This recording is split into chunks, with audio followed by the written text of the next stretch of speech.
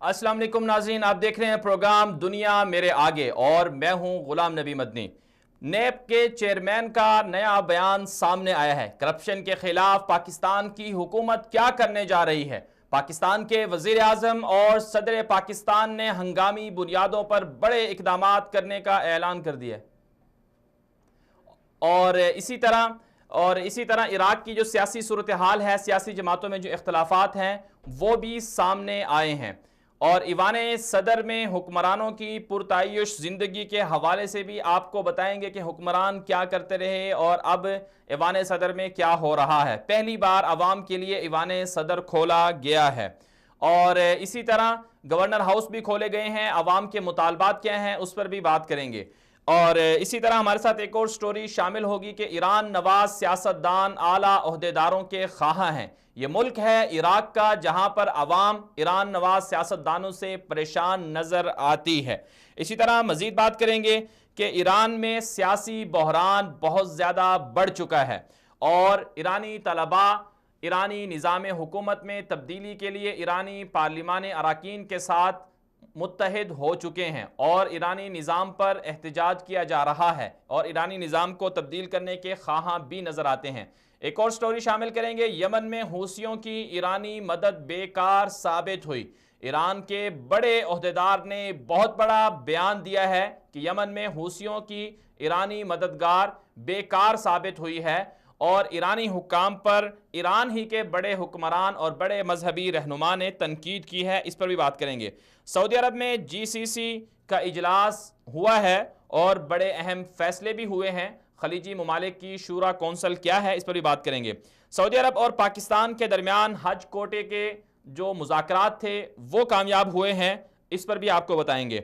भारतीय बहरी जहाज़ को तबाह करने वाली पाकिस्तानी आबदोज जिसने 1971 में भारत को नाको चने चबवाए थे, उस आबदोज का प्रोमो जारी किया गया है पाकिस्तान नेवी की जानिब से, उस पर भी बात करेंगे। और इसी तरह एक और स्टोरी हमारे साथ शामिल होगी कि सऊदी अरब के खजूर फरोश से सऊदी अरब के TV डायरेक्टर तक का ओहदा कैसे मिला और कैसे पहुंचा। लेकिन इससे पहले स्टोरीज पर हम बात करेंगे, लेकिन उससे पहले एक मुख्तसर सी ब्रेक लेंगे। ब्रेक के बाद वापस आएंगे, हमारे साथ रहिएगा।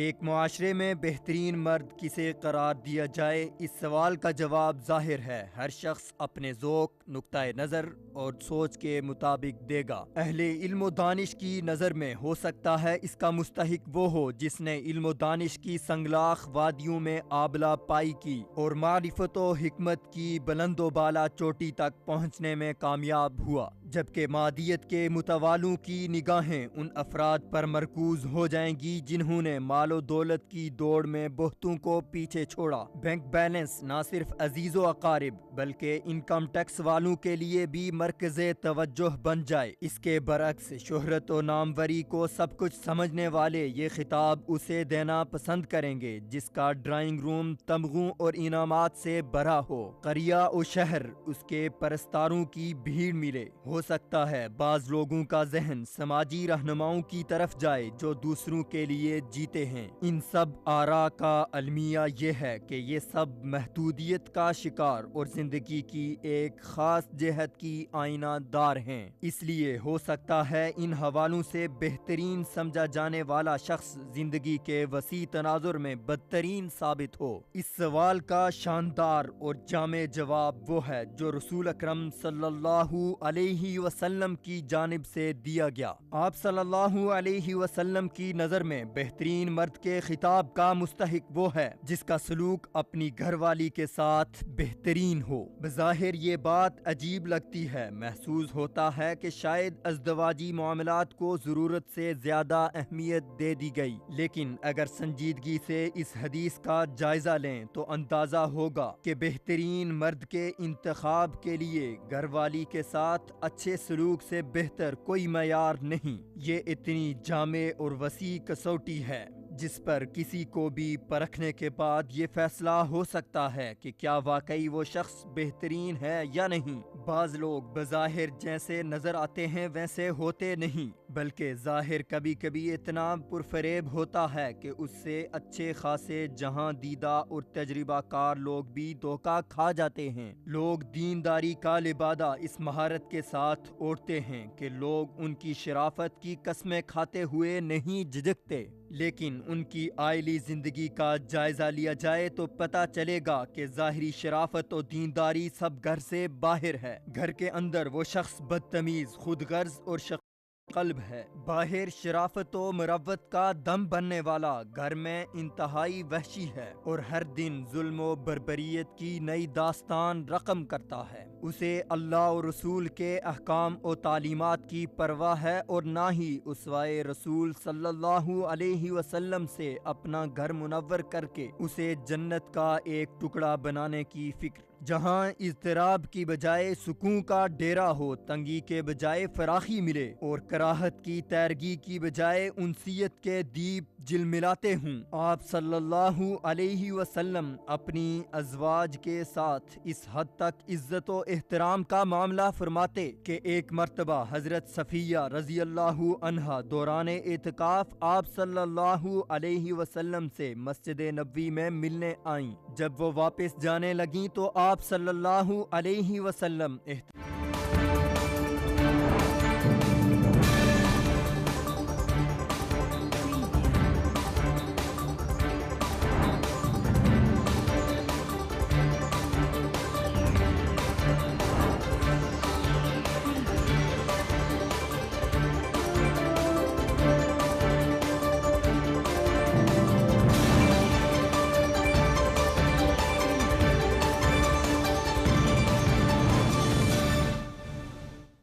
वेलकम बैक नाज़रीन। बात करेंगे करप्शन के हवाले से। पाकिस्तान की गवर्नमेंट का आज इस्लामाबाद में एक बड़ा इजलास हुआ है, बड़ी तकरीब थी। यौम इंसदाद करप्शन के हवाले से इस्लामाबाद में यौम इंसदाद बदउनवानी इसका नाम रखा गया था, जिसमें पाकिस्तान के सदर डॉक्टर आरिफ अलवी ने भी खिताब किया और इसी तरह पाकिस्तान के जो नैब है, उनके जो चेयरमैन हैं, उन्होंने भी इससे खिताब किया। जस्टिस रिटायर्ड जावेद इकबाल ने पाकिस्तान के सदर पाकिस्तान का ये कहना था कि करप्शन के खिलाफ शऊर उजागर करने के लिए उन्होंने खुद बड़ी मेहनत की है और साथ साथ तहरीक इंसाफ की हुकूमत भी बड़े इकदाम करने जा रही है। हम दुनिया से 2 से 4 अरब डॉलर के लिए भीख मांग रहे हैं, लेकिन हमारे मुल्क से अरबों डॉलर की करप्शन और मनी लॉन्ड्रिंग हो रही है।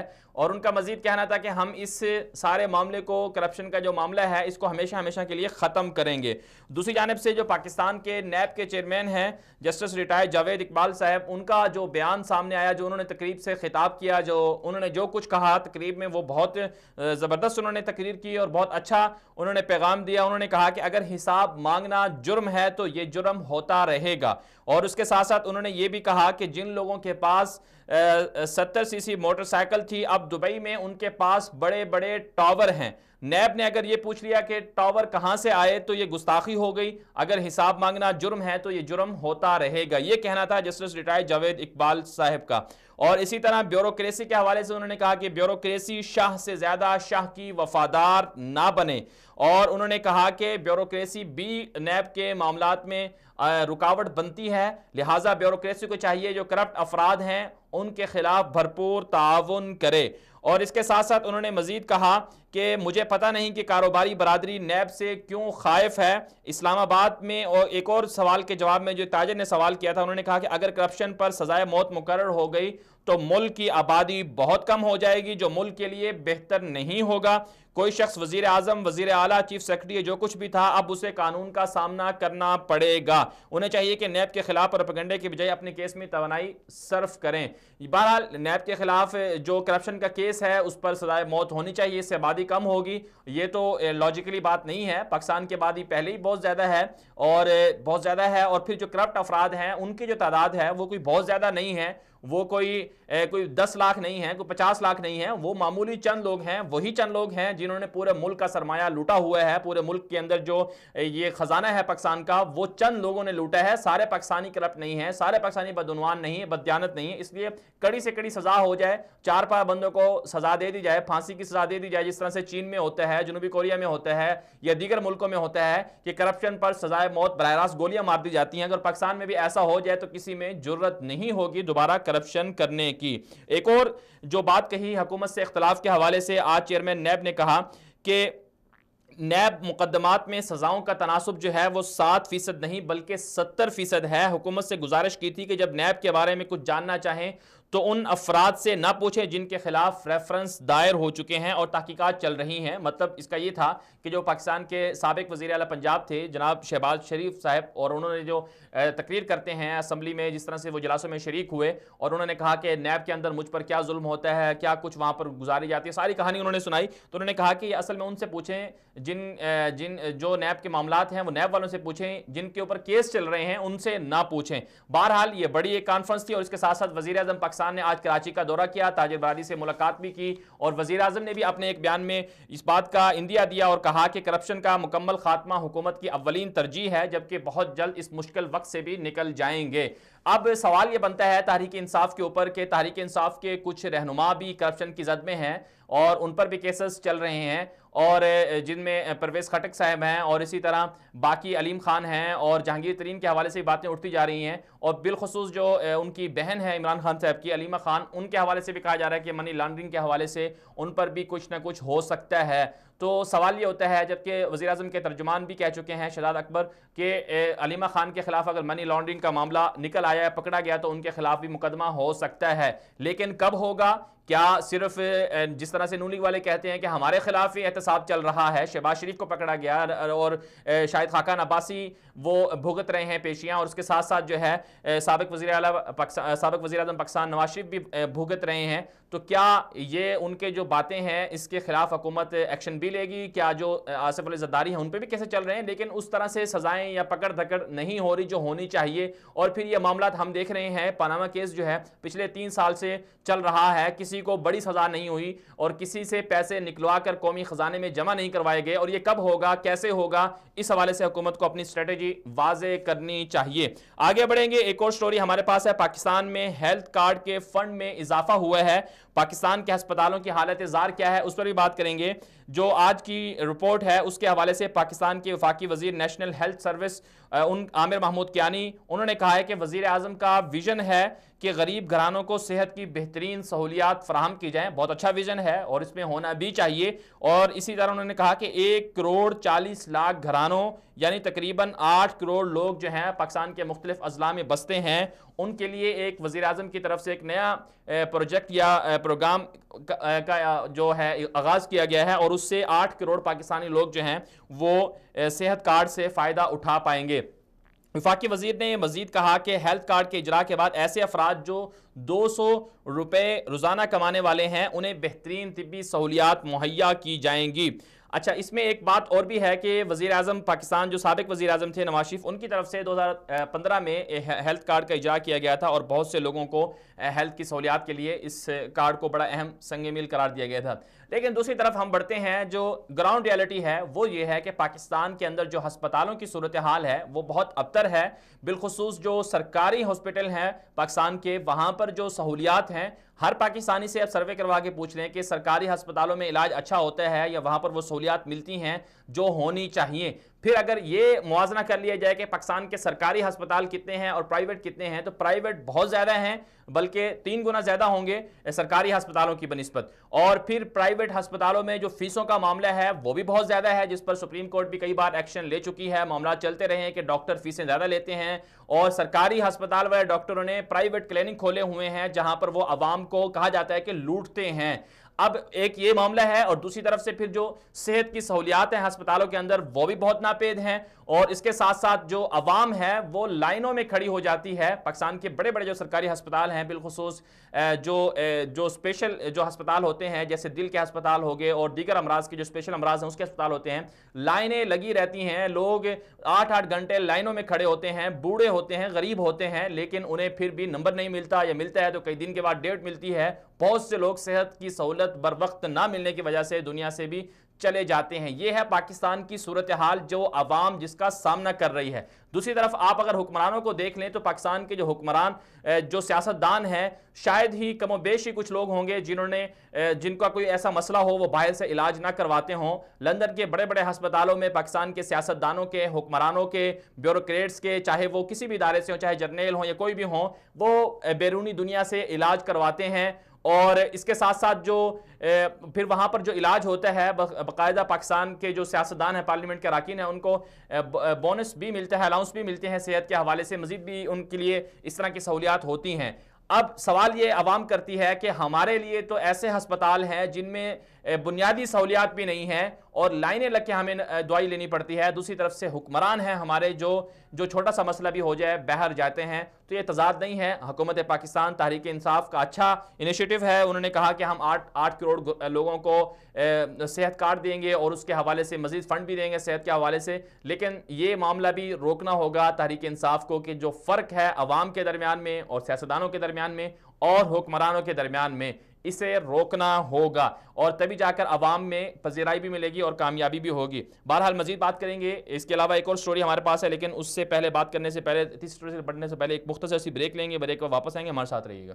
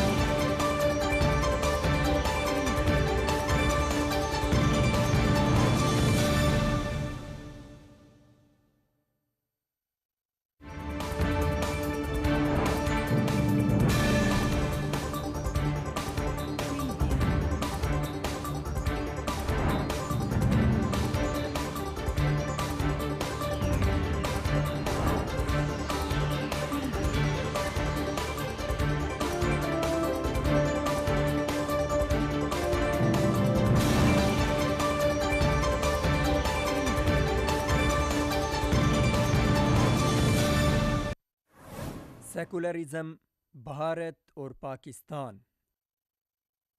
ملک خداداد پاکستان میں مذہب پسندوں کو سیکولرزم کی مخالفت کا طعنہ دیا جاتا ہے، جبکہ بھارت میں انہی مذہبی جماعتوں کے ہم خیال اعلانیہ سیکولرزم کی حمایت کرتے ہیں. تو کیا یہ کھلا تضاد نہیں؟ بلکہ اب تو ایک قدم آگے بڑھاتے ہوئے یہ حضرات فرمانے لگے ہیں کہ جغرافیائی حدود سے عقائد نہیں تبدیل ہو جاتے، یعنی سیکولرزم کے حوالے سے جو دلائل یہاں مؤثر ہیں انہیں بھارت میں بھی مؤثر ہونا چاہیے. ہم یعنی پاکستانی سیکولرزم کی مخالفت اور اسلامی ریاست کا مطالبہ 3 وجوہات کی بنا پر کرتے ہیں. ایک تو یہ کہ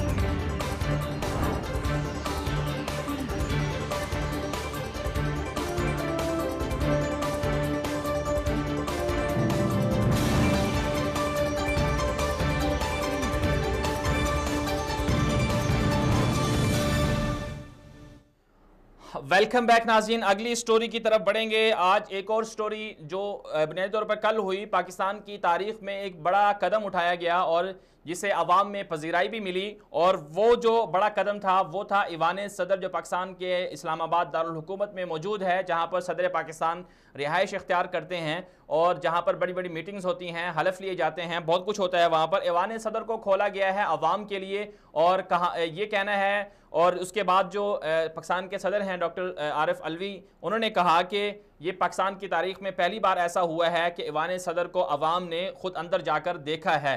ईवान सदर में उन्होंने कहा कि पाकिस्तान के नवादरात भी रखे जाएंगी और कायद आज़म और इसी तरह अल्लामा इकबाल के हवाले से और मज़ीद जो इस तरह की कुछ चीज़ें हैं वो भी ईवान सदर में रखी जाएंगी, और हर माह 2 मरतबा ईवान सदर जो है वो खोला जाएगा अवाम के लिए।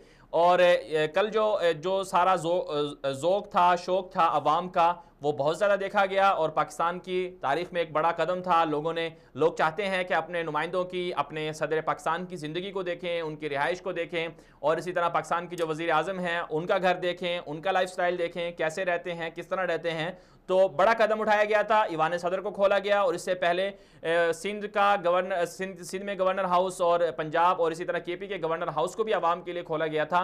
तो ये एक बड़ा अच्छा कदम है कि अवाम को पता चल रहा है, अवाम को बताया जा रहा है कि हुक्मरानों के दरमियान में और अवाम के दरमियान में कोई बड़ी तफरीक नहीं है। और जो शाहाना ये जो तहरीक इंसाफ का एक जो इस पर बयान आते हैं वो ये भी है कि हम बता रहे हैं अवाम को कि हमसे पहले जो हुक्मरान थे वो किस तरह की ज़िंदगी गुजारते थे और किस तरह के बड़े महल्लात में रहते थे। पाकिस्तान के वज़ीर आज़म ने हल्फ उठाते हुए कहा था, इमरान खान साहब ने, कि हम ये बात अवाम को याद दिलाना चाहते हैं कि हम सादगी को पसंद करेंगे, सादगी की तरफ जाएंगे, और हमारे जो वज़रा हैं, हुक्मरान हैं, वो भी सादा रहेंगे। और वज़ीर आज़म ने भी कहा था कि जो उनका वज़ीर आज़म हाउस है उधर यूनिवर्सिटी बनेगी, वहाँ पर वो रिहाइश इख्तियार नहीं करेंगे। ये अच्छा फैसला था उनका। अब जो सवाल बनता है वो ये है, जो अवाम का जो मुतालबा है वो ये है कि अवाम ये नहीं चाहती कि आप हमें अपने गवर्नर हाउस दिखा दें, आप हमें ईवान सदर दिखा दें, आप हमें पार्लियामेंट का अंदर से विजिट करवा दें, या वज़ीर आज़म का अपना घर जो है वज़ीर आज़म हाउस वो दिखा दें। अवाम क्या चाहती है? अवाम का सबसे बड़ा मुतालबा ये है कि अवाम को जिन चीज़ों की ज़रूरत है वो उन्हें दे दी जाएँ। अवाम को महंगाई अवाम को पसंद नहीं है, महंगाई से अवाम पर बहुत बुरा असर पड़ता है, गुर्बत से अवाम परेशान है, और इसी तरह अवाम बेरोज़गारी से बड़ी परेशान है, अवाम करप्शन से बड़ी परेशान है, अवाम को इंसाफ नहीं मिलता, अदालतों के धक्के खाने पड़ते हैं और पुलिस और कचहरियों के चक्कर लगाने पड़ते हैं, और इसी तरह सेहत की सहूलियात अवाम को नहीं मिलती, तालीम के हवाले से उनके बच्चे मजबूरन जो है प्राइवेट अस्पतालों में हैं, और बहुत सारी ऐसी चीज़ें हैं जो अवाम के मुतालबात हैं, जो अवाम हुकूमत से मुतालबा करती हैं। अब सवाल ये होता है कि इमरान खान साहब की हुकूमत जो अवामी मुतालबात हैं उनकी तरफ किस हद तक जा रही है, या फिर करप्शन के खिलाफ तकरीरें हैं, या फिर जो है ये इस तरह की जो इक़दामात हैं, ईवान सदर को खोलना, गवर्नर हाउस को खोलना, या फिर सादगी के जो दावे हैं वो करना, इससे अवाम को कितना फ़ायदा होगा, ये अवाम पाकिस्तान के हुक्मरानों से और बिलखुसूस जो है तहरीक इंसाफ की जो ज़िम्मेदार हैं उनसे ये सवाल करती है।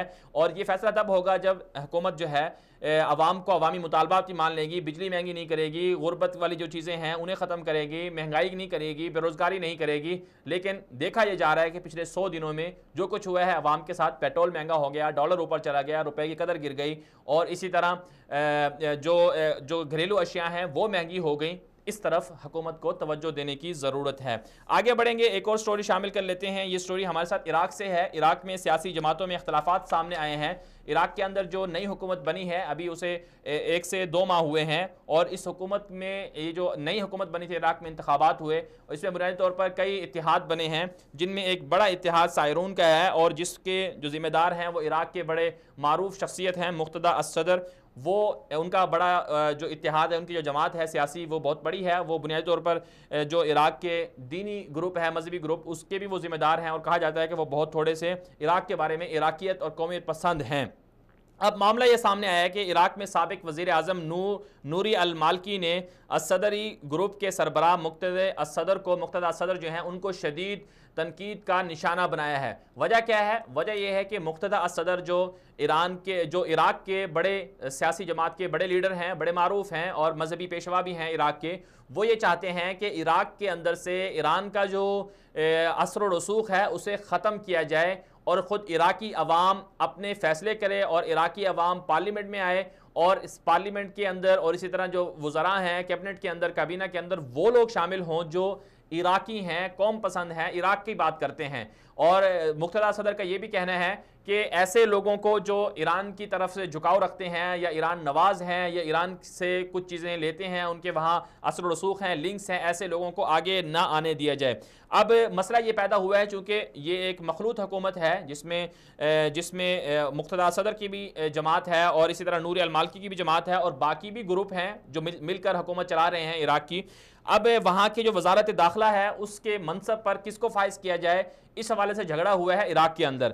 کہا یہ جا رہا ہے کہ فالح الفیاض کو وزارت داخلہ کا عہدہ دینے کی باتیں کی جا رہی ہیں کہ فالح الفیاض نامی شخص جو ہے اسے وزیر داخلہ بنایا جائے عراق کا. لیکن دوسری طرف سے جو سائرون کی جماعت ہے، مقتدیٰ صدر والی جو گروپ ہے، وہ یہ کہتے ہیں کہ اس کو عراق کا وزیر داخلہ نہیں بنایا جائے گا. کیوں؟ اس کی وجہ یہ ہے کہ وہ کہتے ہیں کہ یہ صالح الفیاض جو ہیں ان کے تعلقات ایران کے ساتھ بہت زیادہ اچھے ہیں، لہٰذا یہ ایران نواز ہیں، ایرانی ملیشیاؤں کو سپورٹ کریں گے، ایرانی جو اہداف ہیں، مقاصد ہیں اور مطالبات ہیں انہیں سپورٹ کریں گے. اس لیے وزارت داخلہ کا جو اہم اور حساس مسئلہ، حساس منصب ہے، یہ انہیں فالح الفیاض کو نہ دیا جائے. تو اس وجہ سے جو عراقی سیاست ہے اس میں بڑے ہلچل مچی ہوئی ہے اور آپس میں بڑے اختلافات ہو رہے ہیں. ایک اور سٹوری شامل کر لیتے ہیں. یہ سٹوری ہمارے پاس ایرانی پارلیمنٹ سے ہے اور ایران کی جو پارلیمنٹ ہے وہاں پر کئی دنوں سے سیاسی بحران دیکھا جا رہا ہے. ایران کی پارلیمنٹ کے پہلے بھی کئی ارکان، 1.5 درجن سے زائد جو ارکان ہیں وہ مستعفی ہو چکے ہیں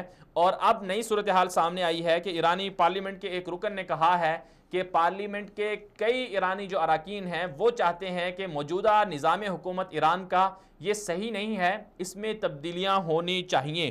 اسی حوالے سے جو ایران کی قومی اسمبلی کے مشہد سے رکن ہے، مشہد بڑا شہر ہے ایران کا، جواد کریم قدوسی، انہوں نے کہا ہے کہ ایرانی پارلیمنٹ کے نصف سے زائد اراکین کے ملکی نظام میں تبدیلی کے خواہاں ہیں. یہ کہنا ہے مشہد سے جو رکن ہے ایرانی پارلیمنٹ کے جواد کریم قدوسی، انہوں نے کہا ہے کہ ایرانی پارلیمنٹ کے آدھے سے زیادہ جو اراکین ہیں وہ چاہتے ہیں کہ موجودہ نظام حکومت ایران کا جو ہے یہ عوام کی امنگوں کے مطابق نہیں ہے اور یہ ایران کے عوام کی فلاح و بہبود کے لیے کام نہیں کر رہا ہے، یہ فیل ہو چکا ہے، یہ ٹھیک نہیں ہے، یہ درست نہیں ہے، اسے تبدیل ہونا چاہیے. اور اسی حوالے سے انہوں نے اپنی ایک ٹویٹ میں بھی کہا کہ پارلیمنٹ کے نصف سے زائد اراکین ملکی نظام کے خلاف ہیں اور ساتھ ساتھ یہ بھی کہا کہ سن 2009 میں جو احتجاجی مظاہرے ہوئے تھے ان کے پیچھے بھی یہی اراکین تھے جو نظام حکومت کے خلاف ہیں. اب یہ ایران میں ہو کیا رہا ہے، وہاں کے اندر کے بندے یہ کہہ رہے ہیں، ایرانی پارلیمنٹ کے لوگ یہ کہہ رہے ہیں کہ یہ نظام ٹھیک نہیں ہے اور پھر ان کے اندر کے گھر سے خبر آئی ہے، گھر والے لوگ یہ کہہ رہے ہیں کہ ایرانی پارلیمنٹ کے اندر کچھ لوگ ایسے ہیں جو ماضی میں بھی مظاہرے کروا چکے ہیں، جو ماضی میں بھی عوام کو یہ بتا چکے ہیں اور خود بھی ان مظاہروں میں شامل ہو چکے ہیں کہ موجودہ نظام حکومت عوام کو وہ سہولیات، وہ عوام کے وسائل اور وہ عوام کو حقوق نہیں دے رہا جو انہیں ملنے چاہیے تھے. اور اس کے ساتھ ساتھ انہوں نے یہ بھی کہا کہ جو احمدی نژاد ہیں ان کا دور بہت اچھا تھا، لیکن بہرحال جو موجودہ نظام حکومت ہے اس پر یہ آواز اٹھائی ہے اور یہ ایران کے پارلیمنٹ کے اندر کے بندے ہیں، پارلیمنٹ کے رکن ہیں. اس سے پہلے بھی پچھلے ہفتے تقریباً 18 کے قریب جو اراکین ہیں ایرانی پارلیمنٹ کے وہ مستعفی ہو چکے ہیں. وجہ کیا تھی؟ وجہ یہ تھی کہ جو ایران کا مشہور اور تاریخی شہر ہے جو اصفہان جسے کہا جاتا ہے، اصفہان کا جو پانی ہے وہ اس پانی کو موڑ دیا گیا تھا ایران کے جو ایک بڑا مقدس شہر جسے ایرانی حکومت کہتی ہے، قم شہر کہا جاتا ہے اسے، قم کی طرف اس دریا کا پانی موڑ دیا گیا تھا جو دریا اصفہان کی طرف جا رہا تھا. اور اصفہان کے جو لوگ ہیں، کسان ہیں، وہاں آبادی بہت زیادہ تھی اور اسی طرح کسان بہت زیادہ تھے، زمینیں تھیں، وہ زمینیں بنجر ہو گئیں. ظاہر سی بات ہے اس اصفہان بڑا تاریخی شہر ہے، بڑا قدیم ہے، قم تو بعد میں آیا، لیکن وہاں کے لوگوں نے احتجاجاً پارلیمنٹ سے استعفیٰ دیا اور کہا کہ ہم پارلیمنٹ کے ساتھ نہیں چل سکتے کیونکہ پارلیمنٹ حکومت جو ہے وہ ہماری بات نہیں مان رہی.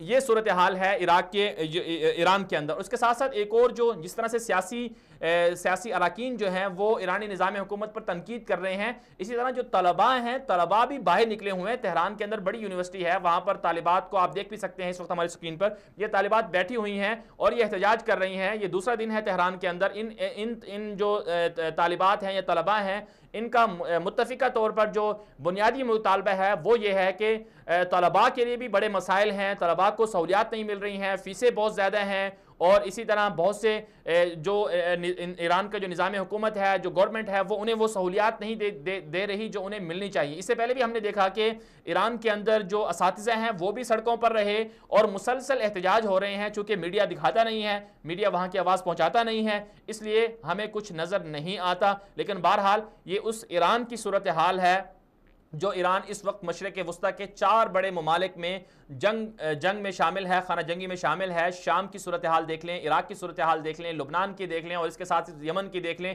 وہاں پر اربوں ڈالر خرچ کیے جا رہے ہیں، اور یہ خرچ کرنے والے کون ہیں؟ ایران کے حکمران ہیں، جو اپنی عوام کو تو خوش نہیں کر پا رہے، اپنی عوام کو تو حقوق نہیں دے پا رہے، اور بیرونی دنیا میں جا کر وہاں جنگوں میں شرکت کر رہے ہیں۔ ایک اور سٹوری شامل کر لیتے ہیں، یہ بھی ایران سے ہی ہے، اور حوثیوں کی مدد کے حوالے سے ایران کے اندر سے خبر آئی ہے۔ ایران کے ایک بڑے مذہبی رہنما ہیں جو رہبر انقلاب اسلامی آیت اللہ علی خامنئی کے انتہائی مقرب بتائے جاتے ہیں، ان کا نام ہے مہدی طائب۔ انہوں نے اعتراف کیا ہے کہ یمن میں حوثی باغیوں کی ہر ممکن مدد کے باوجود ایران سعودی عرب کو کوئی نقصان نہیں پہنچا سکا۔ 2 بڑی باتیں انہوں نے اس اپنے بیان میں کہی ہیں، اور ایک تقریب سے خطاب کیا انہوں نے، باسیج فورس جو ایران کی ملیشیا ہے اس سے خطاب کرتے ہوئے انہوں نے کہا، مہدی طائب نے کہا کہ جو ایران کی حکومت ہے انہوں نے حوثیوں کو بہت زیادہ سپورٹ کیا، لیکن اس سپورٹ کے باوجود سعودی عرب کا کوئی بڑا نقصان نہیں ہوا، لہٰذا ایران کی جو کوشش ہے وہ ساری کی ساری ناکام رہی۔ پچھلے 3 سال سے اگر دیکھ لیا جائے یمن کی جو صورتحال ہے، یمن میں جو کچھ چل رہا ہے، اربوں ڈالر حوثیوں کو دیے جا چکے ہیں، کتنے میزائل دیے جا چکے ہیں، کتنے لوگ مارے جا چکے ہیں، کتنی ملیشیا ایران نے بیرونی دنیا سے بھر کر یمن میں بھیجی، لیکن اس کے باوجود یمن خانہ جنگی کا شکار ہے۔ ایران کی ساری کی ساری صورتحال، جو ساری کی ساری کوشش ہے، مدد ہے، وہ ناکام گئی ہے۔ یہ خود کہنا ہے جو علی خامنئی جو سپریم لیڈر ہیں ایران کے، ان کے جو مقرب ہیں، انہوں نے خود اعتراف کیا کہ ہمیں ایران نے مدد بھی کی ہے حوثیوں کو، لیکن اس مدد کے باوجود ایران کو کچھ حاصل نہیں ہو سکا۔ اچھا، اس سے پہلے ایک اور 2017 میں بھی ایک بیان میں کہا تھا کہ یمن میں حوثی باغیوں کی امداد کا مقصد سعودی عرب کو کمزور کرنا ہے، یہ بھی ایک بیان سامنے آ چکا ہے۔